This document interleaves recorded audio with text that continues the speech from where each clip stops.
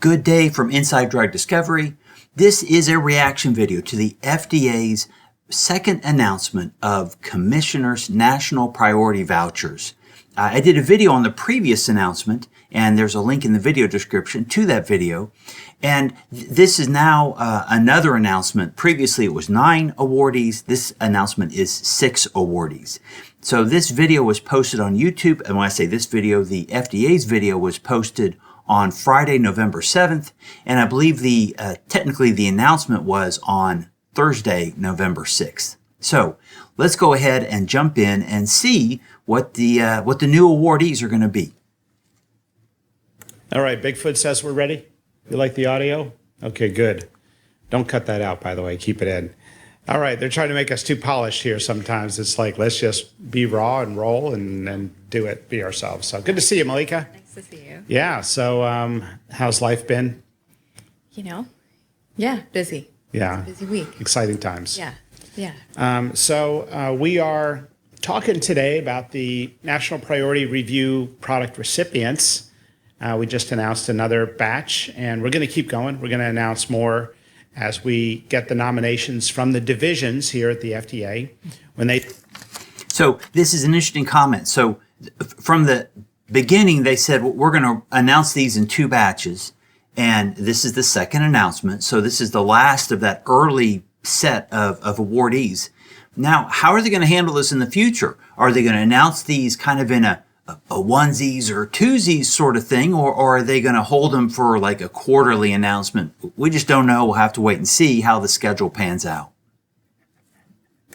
We see something that meets one of our national priorities that have been outlined in the criteria, making the price of medications affordable, equalizing prices with other developed wealthy nations. So all those criteria were in the original FDA press release about this new voucher program, and there is a link to that in the video description. Meeting large unmet public health need or an important public health need, or domesticating manufacturing, which is a national security issue. And we have said very openly that we like medications that reduce downstream healthcare utilization. If there's a medication that's going to reduce the number of dialysis sessions or the number of injections you might need, or avert the need for surgery, which is one of the products today we're going to talk about, then that's kind of a game changer. And that's something that I think we don't talk about enough. Yeah. So the commissioner says that they don't talk about that enough. Well, that actually, this idea of being less dependent on medical care through a treatment, that was not present in any of the original priorities in their press releases. So they have maybe been open about that, but it wasn't one of their priorities. So it's interesting to me to see that included now in this announcement of awardees. And healthcare. So good to see you. Nice to see you. Ready to roll through the list? Yeah. So I feel like we're the press release beat us to the punch a little bit. Yeah, right? a little bit. Yeah. Yeah, but we get to talk about it. Just because this is our playroom here, this spot, these chairs. So we like coming here, and every now and then we'll be like, hey, let's just go talk about this on the camera. But we get so busy and it gets hard to coordinate, and it's kind of our treat for, getting things done. And so we were able to sneak out here. We tried to do it yesterday. We couldn't. We were able to sneak out here to get to do this today. So I'm glad we could do it. Yeah. So, my comments to these announcements are often somewhat critical or questioning, but I do think their playroom, their set, it's well done. It looks good. And I will say for this particular release, I think they both look great in black, and I love the commissioner's suit. So, yeah, and I do enjoy this content. So this is great that they do share these on other media platforms like YouTube. So, now, having said that, we're now getting into the announcement of the awardees. So I will do my best to let them give full voice to their selection, and then I'll try to minimize the number of interruptions I have as they make their case and their announcements. Me too. Okay, Zongertinib. This is a product that is produced by Boehringer Ingelheim, and it's for HER2 lung cancer. already approved by FDA as a second-line treatment. And what's exciting here is that we're going to explore the possibility of it as a first-line treatment. So I think that's exciting. There's been some really good clinical data in the original approval. There was, By the way, Bigfoot loves first-line treatments, don't you, Bigfoot? Did you hear that first-line treatment well? Do you need her to get closer to the mic? for cancer. Good. Yes, It's yeah. good. Okay, good. Yeah. And for lung cancer, some types of lung cancer, HER2 positive, HER2, Mutant. yes, you can, HER2. Okay, so on the screen is zongertinib. It has already been approved. It was approved August 8th of this year. I might have made a little video about it. It's a small molecule drug.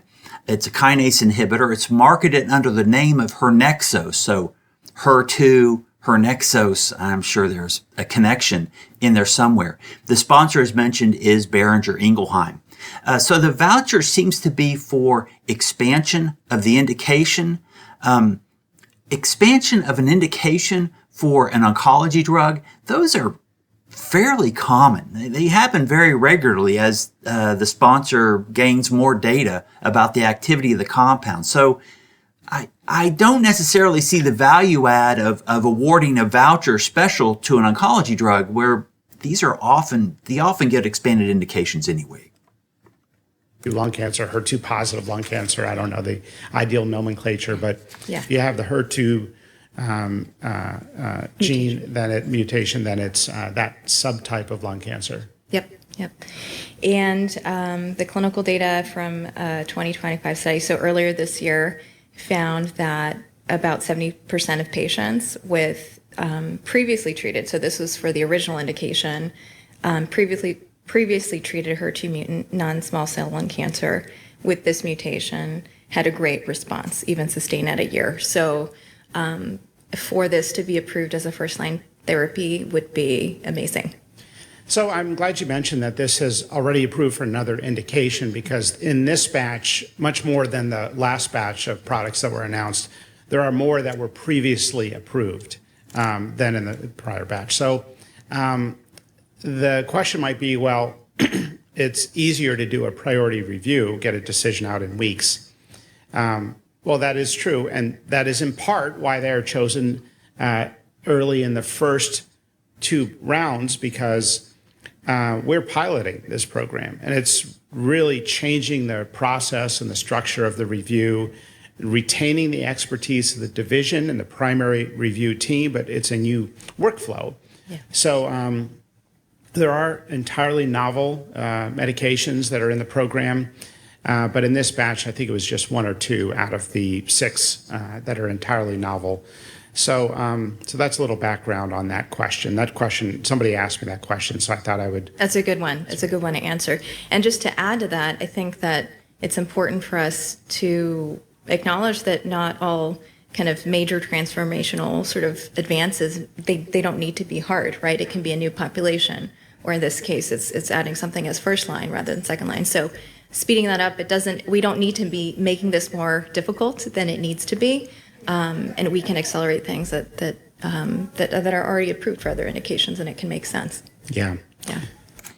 Now, I like some others, do feel that many of these awardees are vouchers. They're simple use cases because these are already approved drugs, and they're use cases for this new, faster review process.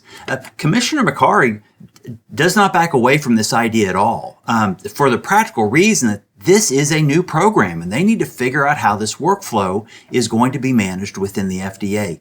I have no problem with that. As long as they're open about it, that's fine. There is an expectation set, however, that in the future awardees, there will be more new chemical entities, new biological entities, NCEs and MBEs that will be more prominently featured in the pool of the awardees. And I hope that ends up being the case.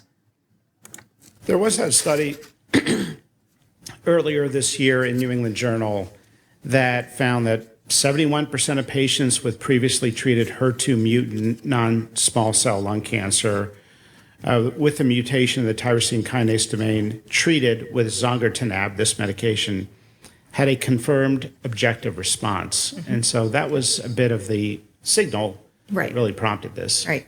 And this was observed across patient subgroups. So they looked at sex, age, previous treatment, race, mutation type. So this was a robust response. Yeah. Yeah. Interesting study. I do recommend people read it if you're a medical journal junkie hobbyist that likes rummaging through the medical journals on interesting studies that are maybe not in your field of medicine. Yeah, always good to read more broadly. Yeah. So let me turn on my lights in my office. There we go. That's better. So I would make a suggestion in future videos that if the FDA is trying to reach out to the hobbyists out there, and it'd be nice if they gave links to some of these journal articles, maybe through their PubMed link. That would help people find this information so they could read it on their own. Yeah. Okay, great. Bedaquiline. This one is bedaquiline, yep, for drug-resistant tuberculosis in I younger said it wrong, children. I'm sorry. I don't know. Two different You said ways. it right. I don't know. Probably ask the companies how they want us to say it. Yeah. And I think what's interesting about this, it is, people think about TB as being something that impacts more other countries than the U.S. But I was really interested, as we were learning about this product, to learn about that rates of TB are actually rising in the U.S., even though the overall number of cases is still fairly low. In 2023, according to the National TB Surveillance System, the estimated number was around 10,000 cases in the U.S., but that was a 16% increase relative to the previous year. So it's something we still need to pay attention to and have those treatments available when needed. Yeah. Okay, so here is a structure of bedaquiline. It is a small molecule drug. Again, it's already an approved drug. It's for multi-drug resistant tuberculosis. It's sold under the name of Serturo, and it's marketed by Johnson & Johnson. It's unclear, based on this discussion, what exactly is under review for this compound, because it's already approved. And anyway, it'd be nice if they were more clear on what the novelty for these vouchers is expected to be. Wow. I was a little surprised that the division that nominated this medication nominated it. Okay, now that is interesting. I was a little surprised at this nomination. Why the surprise? Well, according to Wikipedia, bedaquiline does have a boxed warning for cardiovascular risks. And there is maybe some concern that the risks outweigh the benefits for this particular compound. I kind of like this statement by the commissioner, though, because it shows, one, that the divisions do have some authority to make nominations and stand on their own when they make these nominations, and that the commissioner doesn't just veto nominations that the commissioner can't get behind. So I think this is the fact that there's some pushback and distancing here. I kind of like it. But look, if it can help some young kids in the United States or anywhere in the world, then they're all God's children, and I hope it does. Right. And this is for multi-drug resistant TB. So these are patients who have, are not going to respond to the usual treatments, isoniazid and rifampin. Pretty uncommon in the United States, but around the world, much more common. Yep. And with international travel, patients who interact with, family members who might be from other countries. So it's still relevant. It's definitely still relevant for our country. Edgar Allan Poe died of tuberculosis. Do I have that right? Oh. Do you know, Ben? If Ben's on it. He's checking out. Now, if I'm wrong, it's going to be embarrassing, but we don't edit things out, so you're going to see it. I was just going to advise that. We could. No, Yeah, okay. All right. Okay, so, all right, great. Interesting. Dostarlimab for rectal cancer. Fascinating. And that was the medication I was referring to that actually eliminated the need for surgery, chemo, and radiation in some patients with rectal cancer. I think all the patients in that 2022 New England Journal study, Right. or at least 12 patients got it. Well, I don't know. I let you explain it. I don't want to say it was every single patient averted chemo radiation surgery, but the vast majority did. I think that's right. I don't think anyone did receive chemoradiation or surgery. So these are really remarkable results for this product. That's amazing. That's literally having a tumor, a GI tumor, melt away with a complete response, or some people know it as a complete pathologic response, also known as a CPR, not the kind you pounce on someone's chest. A CPR or a CR in a patient with a GI tumor. I mean, that is, again, potentially promising. I don't want to say this is like a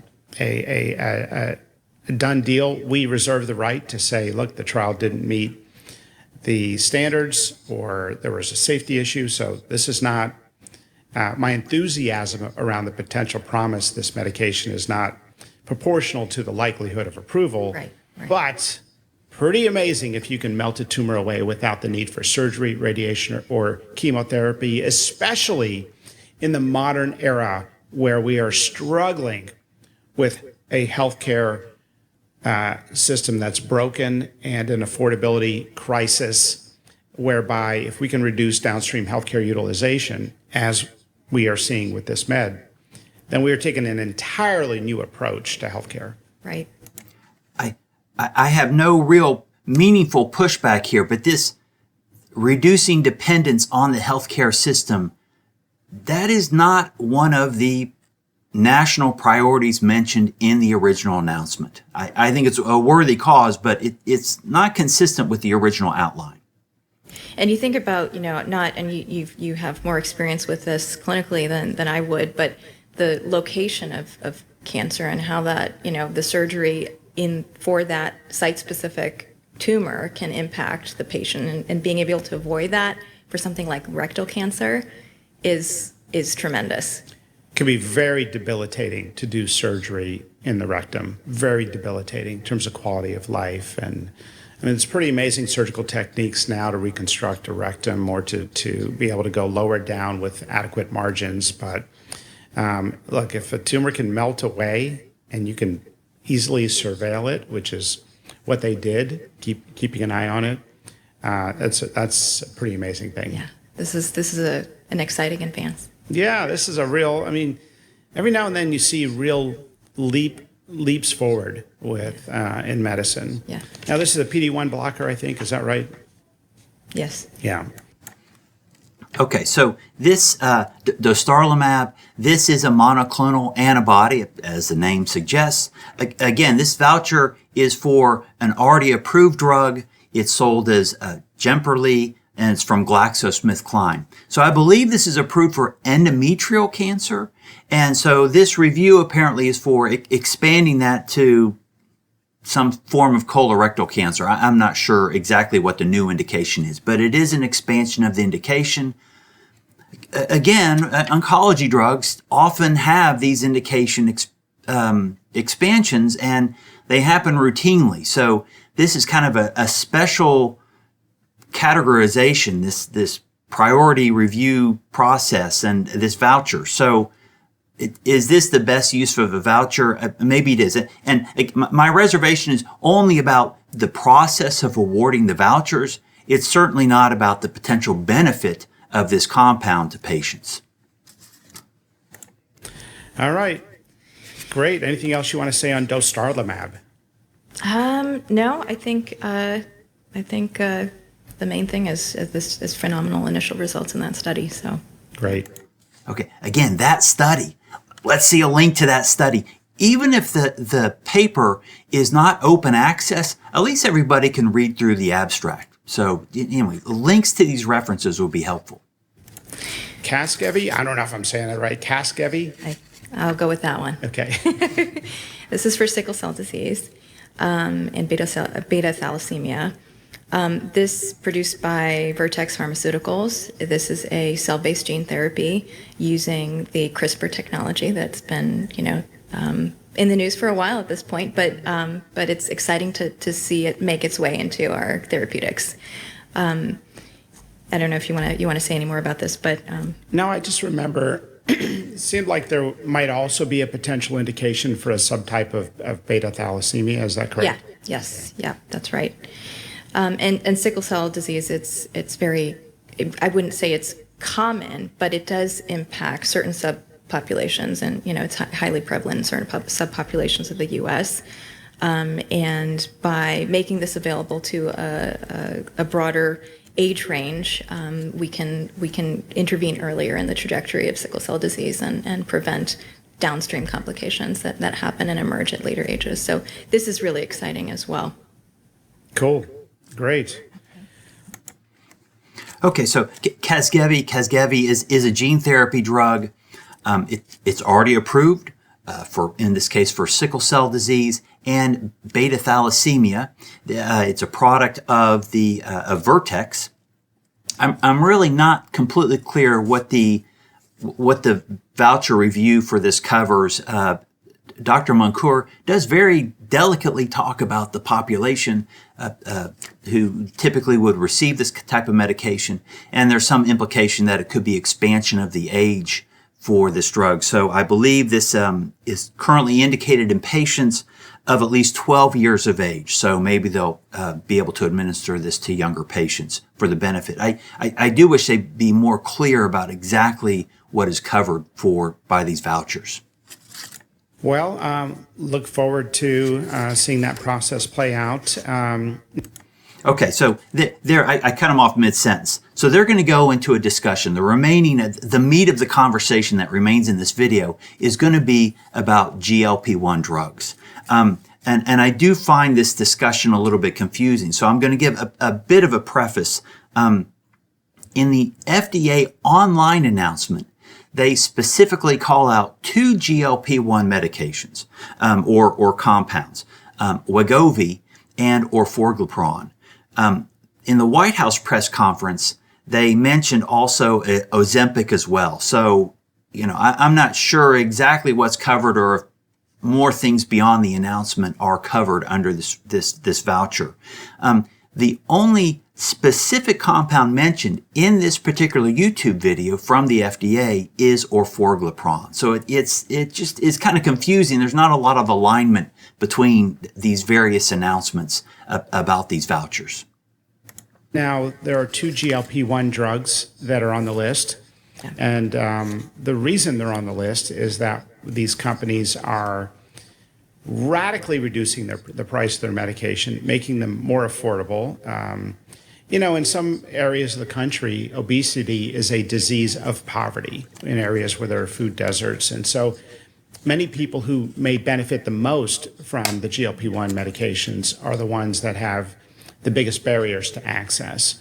And so by lowering the price of these medications from over $1,000 to $150, $250, that is a major advance in the ability for Americans to get these medications. And by the way, they've been priced around that amount in other wealthy countries around the world. So this was really a monumental step in terms of the affordability. We're learning more about GLP-1 medications now for other health-related, obesity-related conditions, health complications that people are realizing, hey, almost every disease process in the body has some interface with insulin resistance, glucose metabolism, and general body inflammation. Okay, so the inclusion of general body inflammation in this list of believed benefits of GLP-1 drugs rubs me the wrong way. And I'm going to kind of read. I want to do this carefully. So, in contrast to the other listed items, insulin resistance and glucose metabolism, I don't think the effects of general inflammation are well enough understood to really serve as a valid biomarker or endpoint for a clinical trial. And my point is that therapy's benefits need to be well understood. And I question whether general inflammation, which, although I know that's a risk, is really at that stage to put on the same platform as insulin resistance. And let me fix my lights again. Okay. All three of which are things that are believed to be reduced by GLP-1s. Shouldn't be the first line. Should be doing other things. We should recognize obesity in some patients as a glycemic addiction, yeah, just like other addictions. And so it's hard to go cold turkey. It's hard to get people to change their behavior without support or help. Some people can do it, others struggle. But just saying exercise more and eat better does not work for the vast majority of people. So we either need more intensive behavioral therapy or coaching. But we also need to be able to have these options available because we live in a real world and people are getting into serious health complications because of obesity in a way that is preventable. They are avoidable. Right. Yeah. Okay. I personally feel the commissioner is crossing from the core mission of the FDA, or at least CEDAR within the FDA, which is the approval of safe and effective drugs. And he's entering into a broader discussion about wellness, which is an important topic, but clinical endpoints typically emphasize how a patient feels. Okay, that's a little vague. Feels, functions, or performs. But even how the patient feels in a trial is carefully measured and quantified. So you can measure the benefit, because you have to measure the benefit in proportion to the risks that might be posed by the drug. In contrast, I think discussions around wellness are often very individualized and very subjective and almost defy quantification and measurement. So I just feel there's a lot of tension between bringing wellness into this discussion where we're trying to talk about how do we measure whether a drug is safe and effective. So that's one. Domestic manufacturing is another criteria met by these companies. They're going to be manufacturing in the United States. And it is, in a sense, addressing a large public health need. Yes. So that reduces downstream healthcare complications, reduces downstream healthcare utilization. So essentially meets almost all criteria to varying degrees. Mm-hmm. Okay. I want to set you up and fix your attention on the next point that's going to come up. Mm-hmm. And just to add to that, by making these products more available and accessible within the U.S., we can, I think historically, there have been some concerns about safety for compounded products that may or may not even include the ingredient of that people are claiming that they are making available. So by making this product more available through the approved pathways, we're keeping patients safer as well. So I think this is great. Okay, if there are issues with products making incorrect claims or being counterfeit or being misrepresented or otherwise unsafe, then the job of the FDA is to investigate those issues and fix them. So apparently the FDA is aware of these issues. The FDA needs to get some people out in the field and investigate these claims. I see how maybe making authentic and valid products more affordable can suppress maybe less reliable products. That's not really the direct solution. If there's a problem product, fix that product. Affordability, I don't think, is really the immediate tool that should fix that problem. It's enforcement of the regulations. I normally believe, I'm fascinated with certain public health concepts like the moral hazard and access to care being a factor in the efficacy of a healthcare intervention. So if you have a medication that is 70% effective, but can only reach 50% of candidate patients because of the affordability problem or access issues, the real population level efficacy is 35%. It's half of the 70%. So we need to think about access to medications and affordability as a public health community, not as just an agency, but as a public health community in a new light. And so I think that was a bit of the basis also for what you're describing. Mm-hmm.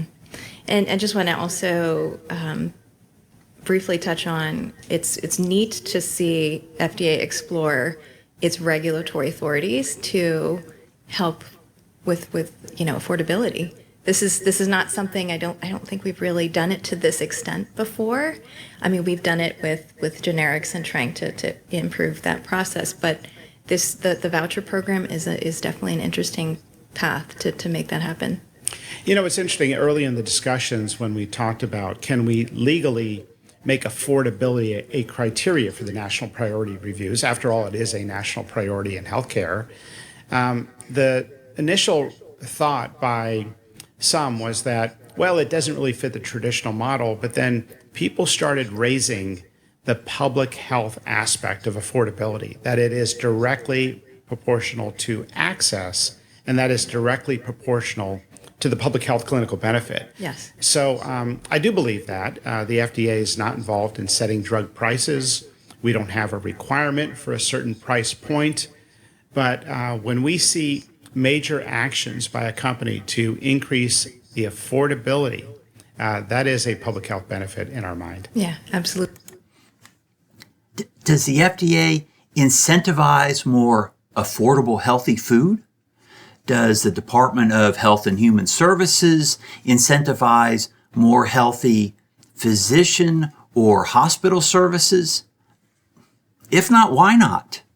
I don't think this approach is necessarily the best way to solve this affordability problem. But if the powers that be are following this line of thinking, then they should also tackle other aspects of healthcare that are also increasing costs and putting U.S. citizens in a tight spot. Absolutely. Yeah. So, yeah. Do you want to mention the other one, or did we sort of cover it by talking about GLP-1s? So I think it's worth a mention. So this is orforglipron. Also, for the usual, we've seen indications of obesity and related health conditions. Eli Lilly. And what's novel about this is that it's oral. So people. Okay, whoops, I got to upgrade, not now. Okay. Okay, let's talk about this. The approved GLP-1 drugs that target the GLP-1 receptor, that's the glucagon-like peptide-1 receptor. These include Wegovy and Ozempic. These are both marketed by Novo Nordisk. Both are injectable. There is a third approved GLP-1 drug from Novo. This is Rybelsus. Now, Rybelsus is an oral drug. All three, Wegovy, Ozempic, and Rybelsus, contain the exact same active pharmaceutical ingredient, API. And that API is semaglutide. So semaglutide is a peptide drug, has a molecular weight of over 4,000 grams per mole. Where does orforglipron fit into this discussion? Well, orforglipron is also a compound that targets the GLP-1 receptor. Orforglipron is not yet approved, so that's a new thing. It is in development. It's sponsored by Eli Lilly, not Novo Nordisk. It has a molecular weight of closer to 900 grams per mole. This is considered a small molecule drug. To say orforglipron is different because it is an orally delivered GLP-1 compound is not true, because Rybelsus is also a product that is orally delivered, and it's a GLP-1 compound. People hate to give themselves injections. They hate injections. I don't like them. Yeah, no one likes an And injection. I'm not saying I take GLP-1s, and if you do, it's okay. But I don't like injections. I don't like. I'm not saying I take GLP-1s. If you do, it's okay. That lands kind of weird.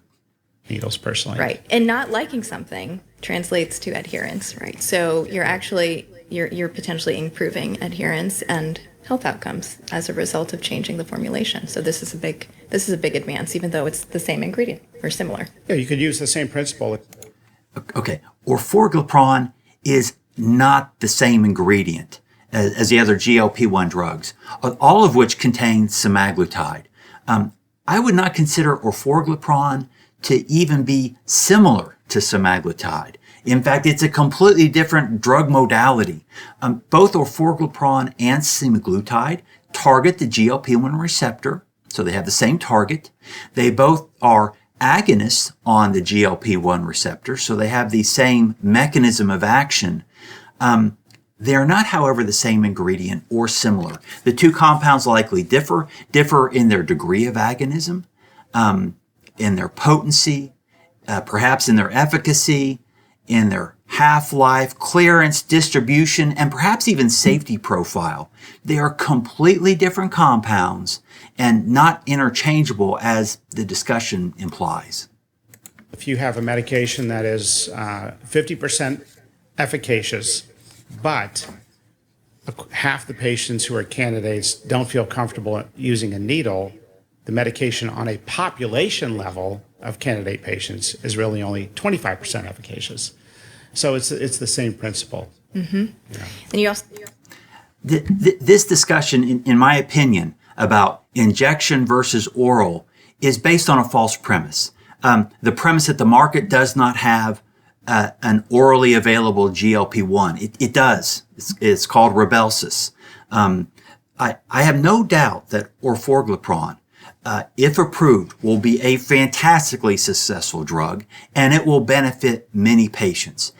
If the speakers were saying that the U.S. population will benefit by having another orally available GLP-1 drug, I'd have no problem with this. But the discussion almost feels like it's ignoring the fact that there is an oral drug available in order to justify the decision of including orforglipron with this voucher. To think about, injection site reactions and in this population, patients who have comorbid diabetes, and that can, injections can translate to infection. So there are a lot of potential benefits with something as what might seem as simple as just a dose formulation change. It's more than that. Yeah. It is more than that. It's a lot more than that. Rybelsus is a dose and formulation change from Wegovy and Ozempic. Same active pharmaceutical ingredient. Orforglipron is not the same API. It's not a Me Too drug. It's not a follow-on drug. It's a completely new and different drug. I've probably beat this into the ground, but I just want to make it clear that there is another oral option, and maybe there are shortcomings to that option, in which case it ought to be framed out a little bit. But there is an oral option that was approved by this organization, the FDA. The one defense that I might give there in this case is that this video is by the FDA is for general YouTube audiences. Maybe they don't want to get lost in the weeds of the science, but science is really, it has a very low reputation these days. And I think science has to be ready to deal with the facts and explain the facts. To its credit, orforglipron is the one drug mentioned in this announcement, this voucher announcement, that is actually a new chemical entity. So approval of orforglipron under this tightened window, this review window described by the FDA, it will be a bigger challenge than some of the other vouchers that are named in this video. Again, not a first-line treatment, GLP-1s. We want to emphasize that. We're pushing a very aggressive healthy food agenda and Make America Healthy Again agenda. So that's important. Anything else you want to say on this stuff? No, I think it's an exciting second batch. Yeah, it's a great second batch. Good job. Thanks. Great job with this program, and to all the scientists here and managers and people handling the workflow that are willing to try something new in this pilot program. It really warms my heart to see them excited about it and them say, hey, we've got this medication in the pipeline that we think might be a good candidate for this. So it's fun to see that chatter at the agency here. So Ben, was I right about Edgar Allan Poe?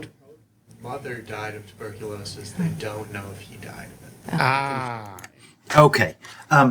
Listen, I'm going to stop there. I wanted to go to the end, and I've just cut them about a minute short. But I do appreciate one thing. In the previous video, I might have mocked and poked fun a little bit because it had all this banter at the start of the video. And in this case, they did put the banter at the end of the video. So, good on them. I want to thank the FDA for posting this video. I do appreciate that they are reaching out through different media channels to communicate what's going on in the government. I think that's great. So thank you, Commissioner Makari. Thank you for Dr. Munkur. Bigfoot, if you're watching, I might have some other ideas. So, as for you, thank you for your attention. And if you have any comments or feedback or things you think I should be aware of, please let me know through the video in the comments section underneath the video, below the video. Anyway, take care.